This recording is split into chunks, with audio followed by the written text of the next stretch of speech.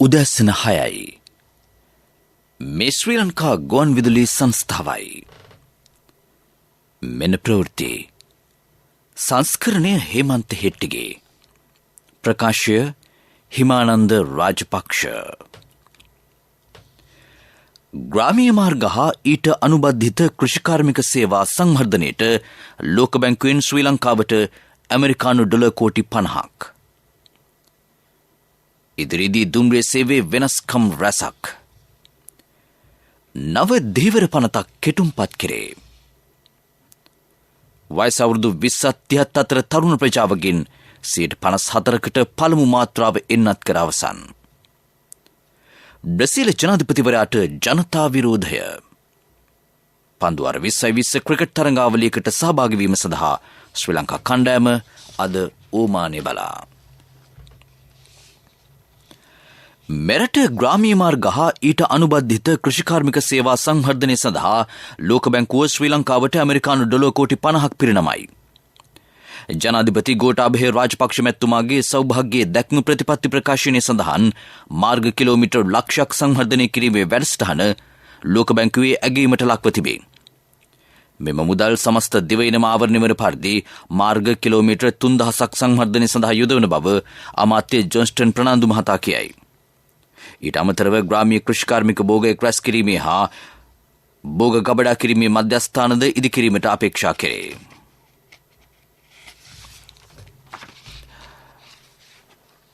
ඉදිරියේදී දුම්රිය සේවයේ වෙනස්කම් රැසක් සිදු කරන බව රාජ්‍ය අමාත්‍ය දිලුම් අමරගම මහතා කියයි. දුම්රිය සේවයෙන් වාර්ෂිකව රුපියල් කෝටි 100ක පමණ ලාභයක් දුම්රිය සේවයෙන් වාර්ෂිකව රුපියල් කෝටි 100ක පමණ අලාභයක් ලබන බැවින් ජනාධිපතිතුමාගෙන් හා මුදල් අමාත්‍යවරයාගේ උපදෙස් අනුව එම වෙනස්කම් සිදු කරන බව ඔහු සඳහන් කරයි. දුම්රිය සේවය පවත්වාගෙන යාමට වාර්ෂිකව රුපියල් කෝටි 180ක් වැය කරන අතර ආදායම ලෙස ලැබෙන්නේ රුපියල් කෝටි 80කි. මහනුවර දිසා ලේකම් කාර්යාලයේ පසුගියදා පැවති සාකච්ඡාවකින් පසු මාධ්‍ය හමුවේ අදහස් දක්වමින් රාජ්‍ය අමාත්‍යවරයා මේ කරුණු අනාවරණය කළේය.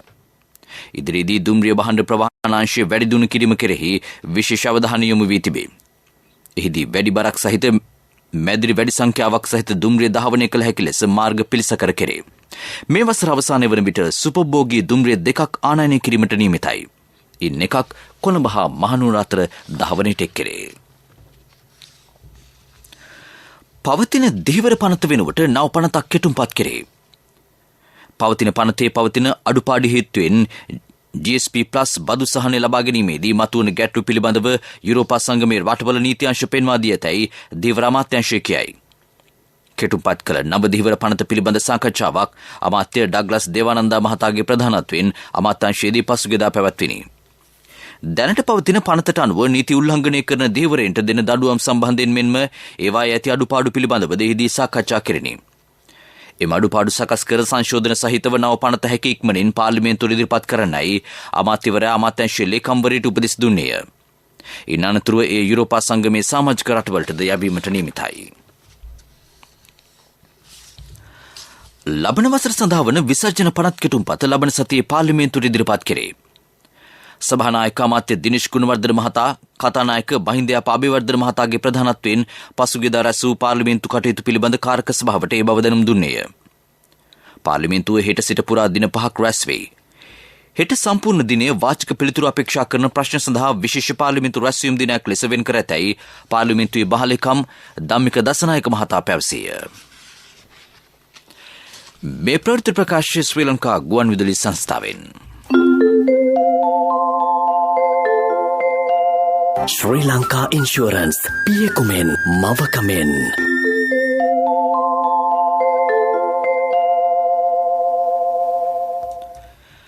මෙරට වයස අවුරුදු 20-30 අතර තරුණ ප්‍රජාවගෙන් 54%කට මේ වන විට කොරෝනා ප්‍රතිශක්තිකරණ පළමුවෙන්වත් කර අවසන් බව නියෝජ්‍ය සෞඛ්‍ය සේවා අධ්‍යක්ෂණවල් විශේෂඥ වෛද්‍ය හේමන්ත හේරත් මහතා කියයි. දිවයින පුරා සෞඛ්‍ය වෛද්‍ය නිලධාරී කොට්ටාශවල එන්නත්කරණය සිදුවේ. ඒ පිළිබඳව තවදුරටත් අදහස් දක්වන නියෝජ්‍ය සෞඛ්‍ය සේවා අධ්‍යක්ෂණවරයා. මේ දක්වා පවා මේ එන්නත් වලින් කිසිම එකක් රෝග සෞඛ්‍ය සංවිධානයේ විසින් එකක් අනිකට වඩා හොඳයි කියලා නෑ. ඒ වගේම අපේ විද්වත් කමිටු විසින් මේවා අනුමත කරනකොටත් ඒ ආකාරයට කියලා නෑ. යම් යම් විද්‍යාත්මක කරුණු අනුව මේ එන්නත් ලබා දීමේදී අපිට කොයි අයට මේක ලබා දී යුතුද කියන ක්‍රියාවලිය හැරෙනකොටගෙන මේ එන්නත් වලින් මේ වයස්කාණයට ලබා දෙන එන්නත් මීට වඩා වෙනත් එන්නතක් ලබා දිය යුතුයි කියලා කොහෙවත් එහෙම ලියවිලා හෝ කවුරුත් එහෙම නිර්දේශ කරලා නැහැ. ඉතින් ඒ தত্ত্বය තුළ අපිට කියන්න තියෙන්නේ මේ දැනට ලබා දෙන එන්නත අනික් එන්නත් වගේම ආරක්ෂාදායී ඵලදායී. ඒ නිසා හැකි ඉක්මනින් මේ එන්නත් ලබා ගන්න කියලා අපි සියලු දෙනාගෙන්ම ඉතාමත්ම කාරුණිකව ඉල්ලා සිටිනවා. එන්නත් කරන සම්බන්ධයෙන් නැතම් තරුණ පිරිස වැරදි මතයක පසුවීම සම්බන්ධයෙන් කනගාටුවක් දක්වන බව ශ්‍රී ජයවර්ධනපුර මහරෝහලේ අධ්‍යක්ෂ විශේෂඥ වෛද්‍ය රත්නසිරි හේවගේ මහතා කියයි. සමාජ මාධ්‍යවල ප්‍රචාර වන කිසිදු විද්‍යාත්මක පදනමකින් තොර ප්‍රචාර විශ්වාස කරමින් තම ජීවිතය අනාරක්ෂිත තත්වයකට පත් කර නොගන්නයි ඔහු තරුණ ප්‍රජාවගෙන් ඉල්ලීමක් කරයි. අවුරුදු 20යි 30යි ජනගහනය අතර ප්‍රශ්නයක් තියෙනවා. දරුවන් ලැබීමේ ප්‍රශ්න ඇති වෙනවායි කියලා මේ එන්නත් ලබා ගැනීමෙන්. එහෙනම් එම ප්‍රශ්නෙම ඇති වෙන්න ඕන 30ට වැඩි අයටත්. 30ට වැඩි අයත් තාම දරුවන් ලැබීමේ බලාපොරොත්තුෙන් ඉන්න අය ඉන්නවා. ඒ නිසා ඕනත් මේ ප්‍රශ්නේ බලපාන්න ඕන. නමුත් 30ට වැඩි සියලුම ජනගහනය දැනට එන්නත් කරලා අවසానයි. ඒ නිසා එහෙම දරුවන් පිළිබඳ ප්‍රශ්නයක් ඇති වෙනවා නම් ඕනත් ඒක බලපා තිබිය යුතුයි. මේ වන විට මොකද කිසිම ප්‍රශ්නයක් නැතුව ඕන් ජීවත් වෙනවා. මම මේ තරුණ ජනගහනයෙන් ඉල්ලන්නේ දැනට රට තුල තියෙන සියලුම එන්නත් සෞඛ්‍ය ආරක්ෂිත එන්නත් ඔබ කුඩා දරුවන්ට හෝ සමහර අයට දෙන්න කියලා නිර්දේශ කරලා තියෙනවා. ඔබට නිර්දේශ කර නොමැති එන්නත් බලාපොරොත්තු සිටීමෙන් අනවශ්‍ය ප්‍රශ්න වලට මුහුණ දිය සිදු වෙනවා. නැවත රැල්ලක් ආවොතින් ඔබගේ ජීවිත අවදානමක් ඇති වෙන්න පුළුවන්. ලබා තීලා තියෙන එන්නත් ලබා ගන්න. සංකුලත ඇති අවුරුදු 12-19 අතර දරුවන් එන්නත් කිරීම ගාල්ල කරාපිටිය ශික්ෂණ රෝහලේදී අදත් හෙටත් සිදුවේ. ෆයිසර් මාත්‍රා එන්නත එහිදී සිදු කරන බව එම රෝහලේ ළමා රෝග විශේෂඥ වෛද්‍ය නායුමිද සිල්වා මහත්මිය පවසයි. උදැසන 8 සිට දහවල් 12 දක්වා එන්නත් කරන්නේ සිදු කෙරේ. එන්නත් කරන්නට පැමිණීමේදී අදාළ රෝග නිශ්චපත් සහ සායනික සටහන් හෝ විශේෂඥ වෛද්‍යවරයෙකු නිකුත් කළ ලිපියක් රැගෙනීම අනිවාර්ය වේ. බුත්තල හම්බන්තොට මොන්රාගලයන් දිස්ත්‍රික්කවල සිට කරාපිටිය ශික්ෂණ රෝහලට පැමිණෙන සංකුලතා සහිත දරුවන්ට එම දිස්ත්‍රික්කවල ඇති රෝහල්වලදී එන්නත් කරන්නට ලක්විය හැකි බවද වෛද්‍යවරිය පවසයි. මේ දක්වා මෙරටින් වාර්තා වී ඇති කොරෝනා ආසාදිතයින් සංඛ්‍යාව 5,19,633කි. ඊයේද ආසාදිතයෝ 858 දෙනෙක් හඳුනාගනු ලැබුහ. සෞඛ්‍ය සේවා අධ්‍යක්ෂකවරයා ඊයේ කොරෝනා මරණ 55ක් තහවුරු කළේය. කාන්තාවෝ 17 දෙනෙක් සහ පිරිමි පුද්ගලයෝ 38 දෙනෙක් අතර වෙති. වයස අවුරුදු 60 හා ඊට වැඩි මරණ සංඛ්‍යාව 38කි. වයස අවුරුදු 30 59 අතර මරණ 15ක් වාර්තා වී තිබේ. වයස අවුරුදු 30ට අඩු මරණ සංඛ්‍යාව 2කි. රට තුළ පවතින කිරිපිටි හිඟයට පිළියම් වශයෙන් මිල්කෝ ආයතනයේ දියරකිරි නිෂ්පාදනය ඉහළ නංවන බව රාජ්‍ය අමාත්‍ය ඩී.බී. හේරත් මහතා කියයි. දියරකිරි නිෂ්පාදනයට දායක වීමට කැමති ව්‍යාපාරික ප්‍රජාවට ඒ සඳහා මාර්ගෝපදේශ සැපයීමට රාජ්‍ය සූදානමින් සිටී. ඒ පිළිබඳව තවදුරටත් කරුණු පැහැදිලි කරන රාජ්‍ය අමාත්‍යවරයා. වර්තමානයේ කොවිඩ් අර්බුදයත් එක්ක ඇති වෙලා තියෙන ගැටලුව පරිභෝජනය පිළිබඳව විශේෂයෙන් මේ පිළිබඳව අපි දියරකිරි ප්‍රචලිත කරන්න ලංකාවේ කිරි නිෂ්පාදනය දියුණු කරලා ඒ වගේම දියරකිරි වලට හුරු කරන්න විශාල මහන්සියක් ගන්නවා. ඒකෙදි මිල්කෝ ආයතනය දියරකිරි වෙනුවෙන් මේ අපි එතනේ හිටින අනිකුත් නිෂ්පාදන අතුරු නිෂ්පාදන යෝගට් වගේ දේවල් අඩුවෙන් නිෂ්පාදනය කරලා අපි දියරකිරි සහ පිටිකිරි වර්ධනය කරන්න හදනවා. මේ වෙලාවේ මේ හිදස පුරවන්න අපි පෞද්ගලිකයන් අසුනුත් ඉල්ලීමක් කරා. ඉතින් මේ ව්‍යවසායකයෝ යම් අය එනවා නම් අපිට මේ දියරකිරි පරිභෝජනය කරන්න දේශීය කිරි නිෂ්පාදනය වැඩි කරන්න එයාලට අපි උදව් කරනවා. විශේෂයෙන් දැන් අපි ඉඩම් දීලා විදේශී රටවල් වලින් ආයෝජකයන්ගේ පෞද්ගලික වියදමෙන් සතුන් ආනයනය කරන්න අවශ්‍ය වැඩපිළිවෙළ ක්‍රියාත්මක කරලා තියෙනවා. දැනට ආයතන 4ක් අපිත් එක්ක එංග වෙලා තියෙනවා. ඉදිරියටත් තව සාකච්ඡා කරගෙන යනවා. ඒ තුලින් ලංකාවේ කිරි අවශ්‍යතාවය සම්පූර්ණ කරන්න අපිට ඒ ක්‍රමය අනුගමනය කරනවා. ලෝක අමාත්‍යපති දිනය අදයි. ඒ නිමිත්තෙන් දෙවෙනි පුරාක්‍රියාත්මක මත්පැන් සිලරට අලෙවි කරන සියලු සුරාබදු බලපත්‍රලත් ස්ථාන වසා තැබිය යුතු බව සුරාබදු කොමසාරි ජෙනරාල්වරයා නියෝග කර තිබේ. මෙරට කීර්තිමත් පුරාවිද්‍යාඥයෙකු වූ මහාචාර්ය සෙනරත් පරණවිතාන මහතාගේ 49 වෙනි ගුණ සමරුව හෙටට යෙදී තිබේ. ඒ නිමිත්තෙන් නිෂ්පාදනය කළ විශේෂ වැඩසටහනක් ස්වදේශීය සේවයෙන් අද පෙරවරු 11 සිට ප්‍රචාරය කෙරේ. ජාතික ගුවන්විදුලියේ සංරක්ෂිත පුස්තකාලයේ සංරක්ෂිත වැඩසටහන ඇසුරෙන් සකස් කළ මෙම වැඩසටහන 1982 වසරේදී පටිගත කරන ලද්දකි. ජාතික ගුවන්විදුලියේ කන්නාඩි වැඩසටහනින් අද සාකච්ඡා කෙරෙන්නේ දිවයිනේ විවිධ ප්‍රදේශවලින් පොලිස් බහරට ගන්නා නීති විරෝධී මත්ද්‍රව්‍ය වලට සිදුවන්නේ කුමක්ද යන්න පිළිබඳවයි. ජනාධිපති නීතිඥ යුවර්ද සිල්වා, පොලිස් මත්ද්‍රව්‍ය නිවාරණ කොට්ටාශයේ නියෝජ්‍ය පොලිස්පති උපුල් ජයසිංහ, පොලිස් මාධ්‍ය ප්‍රකාශක ජ්‍යෙෂ්ඨ පොලිස් අධිකාරී නීතිඥ නිහල් තල්දුවේර මහත්වරු සම්පත්දායක ලෙස සිට වෙති. අද පෙරවරු 7 සිට සිටි FM වෙළඳ සහ සියලුම ප්‍රාදේශීය සේවා ඔස්සේ ඒකාබද්ධව වැඩසටහන ප්‍රචාරය කෙරේ. නාඩි වැටෙන මිනිසුන්ගේ බුද්ධියට අමතන කන්නාඩිය. මේ අතර මද්‍රව්‍ය ජාවාරම්කරුවෙකු හා සංවිධානාත්මක අපරාධකල්ලි සමාජිකයෙකු ලෙස සැලකෙන සන්ෂයින් සුද්දා An individual who brought in heroin to the island while concealing them inside oranges has been arrested at the Katunaka airport. සැකකරු 27 හැවිරිදි තරුණයෙකු වන අතර ඔහු සතුව තිබී තවත් පාර්ශවයන් වෙත අලෙවි කිරීම සඳහා සකස් කළ මද්‍රව්‍ය අඩන් සල්ලි මෝඩ්න ඉරගිය තුල හෙරෝයින් ගන්න. පාතාල නායකයින්ගේ අනුදැනුම ඇතුව මම නම් ගම් දන්නවා නමුත් මට කියන්න බෑ. අපි කුඩුකාරයෝ. තව ටික දවසක් ගියා නම් අයිස් වාට්ටුව කියලා වාට්ටුවක් දාන්න වෙනවා. ඒ තරමට මේ ප්‍රශ්නේ උඩු කුඩු අල්ලනවා කියනවා, ගංජා අල්ලනවා කියනවා, කොකේන් අල්ලනවා කියනවා, හෙරෝයින් අල්ලනවා කියලා කියනවා. දැන් මේ අල්ලපුවට මොකද උනේ? කොහොම මේවා දැන්? කවුරු මේව අරගෙන විකුණුවද? ආයේ ඒව අල්ලපුවා ළඟට මෙනවත් දන්නේ නැද්ද? ලංකාවේ සතර දිග් භාගයෙන් අත්අඩංගුවට ගැනෙන නීති විරෝධී මත්ද්‍රව්‍යවලට මොකද වෙන්නේ? සවන් දෙන්න ඔක්තෝබර් 3 වෙනිදා ඉරිදා උදේ 7ට සියලුම ජාතික නාලිකා සහ ප්‍රාදේශීය නාලිකා ඒකාබද්ධව. කන්නාඩිය. දරුවන්ට ආදරය නිදහස තරම්ම අගනාදේ දැනුම. දැනුම හඹා යන දරුවන් පසුපසින්ම ඉඳමින් අත්වැළවන එක දෙමව්පිය අපේ වගකීමක්. දැනුම ධනය කරගත් දරු පරපුරට ශ්‍රී ලංකා ඉන්ෂුරන්ස් මිනිමුතු අධ්‍යාපන සැලසුම්. උසස් අධ්‍යාපන අරමුදලක්, පරිපූර්ණ රැකවරණයක්, සෞඛ්‍ය ආවරණ ඇතුළු අමතර ආවරණ රැසක් සමගින් ඔබේ දරුවාටත් සුරක්ෂිත අනාගතයක් සැලසුම් කරන්න. ශ්‍රී ලංකා ඉන්ෂුරන්ස්, පියෙකුමෙන් මවකමෙන්. ප්‍රමුඛ පුවත ඔබ වෙත ගෙනෙන්නේ සෑම ගෙදරකම සිටිය යුතු වෙද මහත්මයා සිද්ධාලේප. කොරෝනා වෛරසී ව්‍යාප්තිය හේතුවෙන් අධ්‍යාපන කටයුතු අඩාල වී ව්‍යාකූල තත්ත්වයට පත්ව සිටින මෙරට සිසු පරපුර වෙනුවෙන් නිර්මාණය වූ දරුවන්ට හඬක් සංවිධානයේ පළමු මාධ්‍ය හමුව මාර්ගගත ක්‍රමය ඔස්සේ ඊයේ පැවැත්විණි.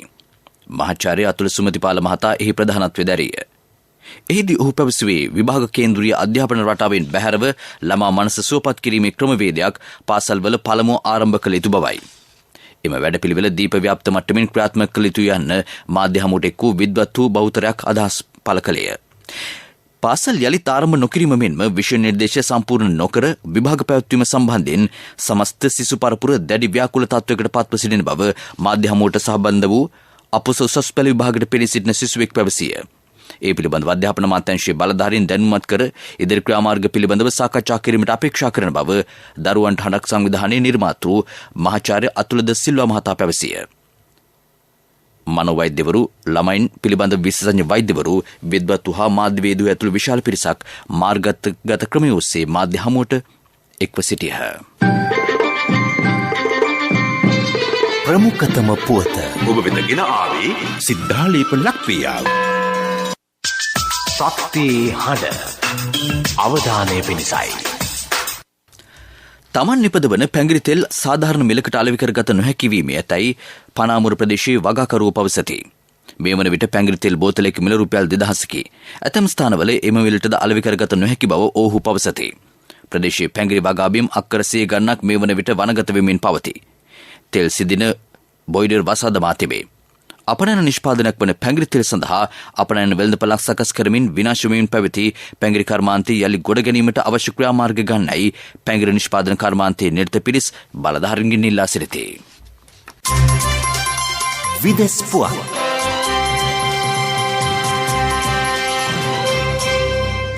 බ්‍රසීල ජනාධිපති ජයිර් බොල්සොනාරෝ මහතාට එරට ජනතාවගේ විරෝධය පළ වේ. නගර හා ගම්මාන රැසක ජනතාව වීදි බැස ජනාධිපතිවරයාට එරෙහිව විරෝධය පළ කරන බව වාර්තා වේ. විපක්ෂයේ දේශපාලන පක්ෂ හා වෘත්තීය සමිති එම විරෝධතා සංවිධානය කර තිබේ. කොරෝනා වෛරසයේ ව්‍යාප්තිය මැඩලීමට ජනාධිපතිවරයා ප්‍රමුඛ රාජ්‍ය අසමත් වූ බවට ජනතාව චෝදනා කරති. වෛරසයට ගොදුරු වී බ්‍රසීලයේ මියගිය සංඛ්‍යාව ලක්ෂ 6 ඉක්මවයි. බ්‍රසීල මහමැතිවරණය පැවැත්වීමට තවත් වසරක කාලයක් පවතී. ඉන්ධන ප්‍රවාහනය කිරීම සඳහා විදේශීය රියදුරන් 300 දෙනෙකුට වහාම තාවකාලික වීසා බලපත්‍ර නිකුත් කිරීමට බ්‍රිතාන්‍ය රාජ්‍යය තීරණය කරයි. ඒ අනුව ලබන මාර්තු මාසයේ අගවනතුරු ඔවුන්ට එරට රැඳී සිටීමට අවසර ලැබේ. ඉන්ධන ප්‍රවාහනයේදී මතුවී ඇති ගැටලු වලට විසඳුම් වශයෙන් බ්‍රිතාන්‍ය රාජ්‍යය එම තීරණය ගනු ලැබිය.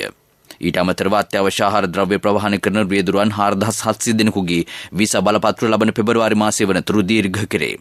තාවකාලිකව වීසා බලපත්‍ර නිකුත් කිරීම හා පවතින වීසා බලපත්‍ර දීර්ඝ කිරීම කිසිසේත්ම දීර්ඝකාලීන විසඳුමක් නොවන බව පෙන්වා දෙන බ්‍රිතාන්‍ය රාජ්‍යය ප්‍රවාහන ගැටලු වලට විසඳුම් සෙවීමට රාජ්‍ය සමාගම්වල සහාය පතයි.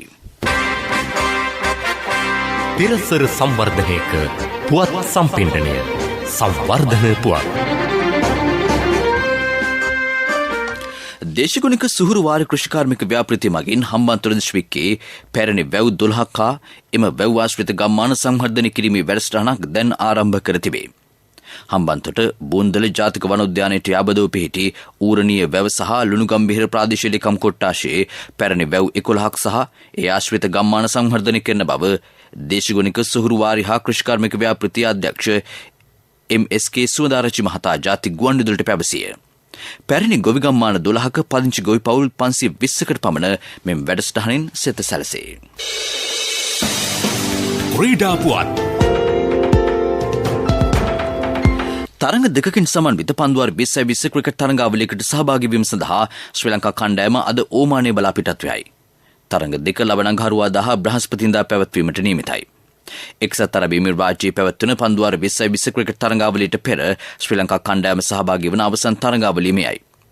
එක්සත් අරබ් එමිරාජ්‍යයේ මේ දිනවල පැවැත්වෙන ඉන්දිය ප්‍රීමියර් ලීග් ක්‍රිකට් තරඟාවලියේ රොයල් චැලෙන්ජර්ස් බැංගලෝර් කණ්ඩායම නියෝජනය කරන බැවින් තුනිරයව් ක්‍රීඩක වනිදු හසුරංගට හා වේගපන්දු යවන ක්‍රීඩක දුෂ්මන්ත චමීරට ඕමන් තරඟාවලිය අහිමි වෙයි. කෙසේ වෙතත් ඔවුන් එක්සත් අරබ් එමිරාජ්‍යයේදී ශ්‍රී ලංකා කණ්ඩායම සමග එක්වනු ඇත. ඕමන් තරඟාවලින් පසු ශ්‍රී ලංකා කණ්ඩායම ලෝක කුසලන් තරඟාවලියට සහභාගී වීම සඳහා එක්සත් අරබ් එමිරාජ්‍ය බලා පිටත් යාමට නියමිතයි. තරඟාවලිය ලබන 17 වෙනිදා ආරම්භයි. ඊට පෙර ශ්‍රී ලංකා කණ්ඩායම පුහුණු තරඟ දෙකකට සහභාගී වීමට නියමිතයි. පන්දුවාර 2020 ලෝක කුසලන් ක්‍රිකට් තරඟාවලියේ නිල විකාශන අයිතිය ශ්‍රී ලංකා ගුවන්විදුලි සංස්ථාවට ලැබී තිබේ. ඒ අනුව තරඟාවලියේ සියලු තරඟ පිළිබඳ සජීවී විස්තර ප්‍රචාර ක්‍රීඩාලුවලින් වෙත රැගෙනීමට ජාතික ගුවන්විදුලි ක්‍රීඩා විකාශය සූදානම්ෙන් සිටී.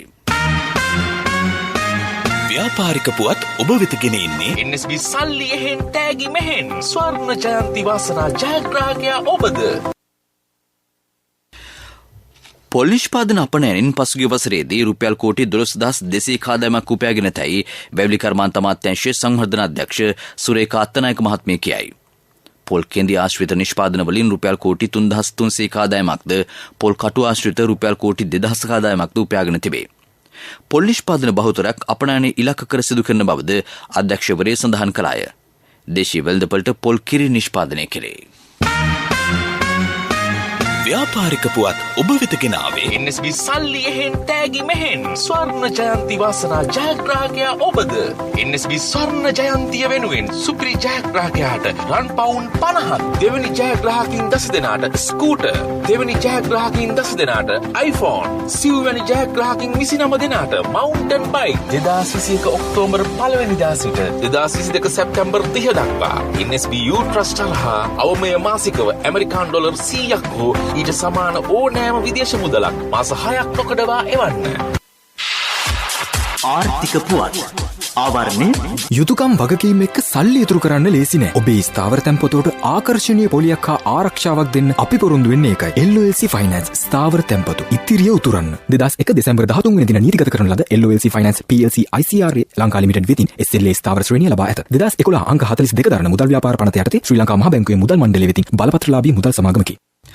මෙවර මහකන්නේ සූරියව ප්‍රාදේශීය ලේකම් කොට්ටාශය අක්කර 100ක කුරුඳු වගා කෙරේ. අවශ්‍ය කුරුඳු පැල හා වගා උපදෙස් අපනයන කෘෂිකර්ම දෙපාර්තමේන්තුව සපයයි. සූරියව ප්‍රාදේශීය ලේකම් කොට්ටාශය කුරුඳු වගාව සඳහා සුදුසු පසක් සහිත හා වගාවට හිතකර දේශගුණික රටාවක් පවතින ප්‍රදේශයක් ලෙස හඳුනාගෙන තිබේ. වීදීගම හා මීගහජඳුර ප්‍රදේශවල කුරුඳු වගාව බහුලව සිදු කෙරේ.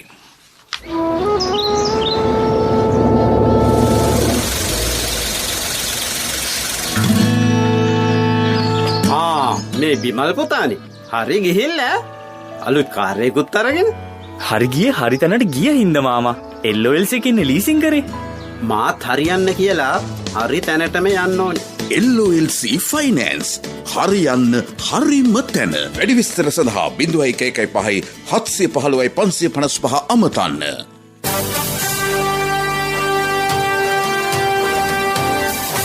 කාලගුණ වාර්තාව.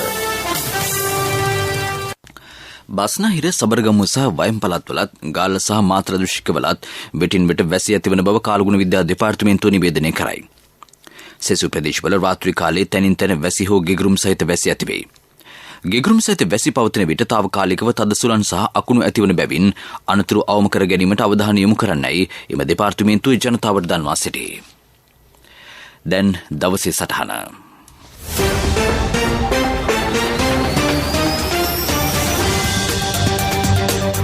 ලෝවෙසෙන ඕනෑම පුද්ගලයෙකුට ආත්ම ශක්තිය හා ධෛර්යය තිබේ නම් තම අරමුණු කරා එළඹීමට අපහසුවක් වන්නේ නැහැ. මේ පොදු න්‍යාය අපේ රටේ වැඩිහිටියන්ට වගේම තරුණීන්ට හා දරුවන්ටත් පොදුයි. අද අපි අවධානය යොමු කරන්නේ මෙවර අධ්‍යයන පොදු සහතික පත්‍ර සාමාන්‍ය පෙළ උසස් පෙළ හා ශිෂ්‍යත්ව විභාග ඉදිරිපත් වීමට බලාපොරොත්තු වී සිටින අපේම දරුවන් පිළිබඳව. මේ විභාග ක්‍රමයම ගැටලු සහගත වුවත් අපිට මුහුණ දිය යුතු තිබෙනවා. ආත්ම ශක්තිය හා ධෛර්යය තිබේ නම් මේ අභියෝග ජය ගැනීම අසීරු නැහැ. මේ වන විට ඔබේ පාඩම් මාලා තවමත් ආවරණය කර නොමැති වෙන්න පුළුවන්. ඒත් ඔබට ඒ සඳහා තවමත් කාලය ඉතිරි වී ඇති බව මොහොතකටවත් හේතුවද. බොහෝ දරුවන් පාඩම් වලින් බැහැරීම සිදු වෙනවා. මේ සමාජය තුළ අදා පාත් විඳින සත්‍යයක්. විවිධ සමාජ මාධ්‍ය ජාල ඔස්සේ ඔබ තොරතුරු හොයන්නේ විනෝද වන්න, කුතුහලය නැති කරගන්න, මිතුරන් ඇසුරු කරන්න, නැත්නම් සංගීත කණ්ඩායම් මගයන් හෝ මේ ආදී නොයෙක් තොරතුරු අධ්‍යයනය කිරීමටයි. ඒත් නිකරුණේ වැයවන කාලය ඔබේ විෂයානුබද්ධ අධ්‍යයනය සඳහා යොදාගත් නම් දරුවනේ ඔබේ අනාගතය වඩාත් යහපත් වනු නොඅනුමානයි.